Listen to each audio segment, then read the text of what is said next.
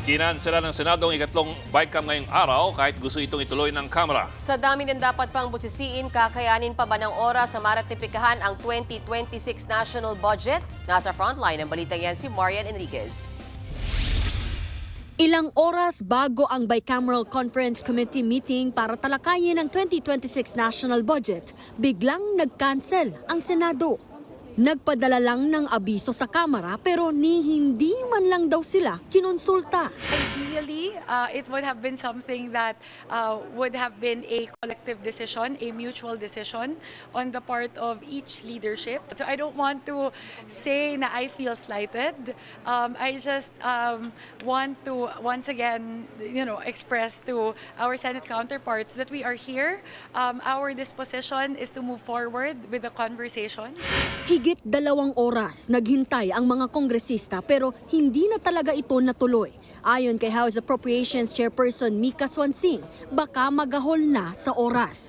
Target pa namang maratipikahan ang 2026 General Appropriations Bill sa December 22, saka ipadadala sa Pangulo para pirmahan at maisabatas. Meron po kasi tayong timeline na gusto pong sundin. Marami pa pong mga ahensya na tatalakayin. Kaya po, bawat araw po talaga ay mahalaga para po matapos natin yung budget sa tamang oras. Pasado 6:00 ng gabi nang dumating sa PICC si Senator Win Gatchalian na siyang chairman ng Senate Finance Committee. Wala siyang kasamang ibang senador.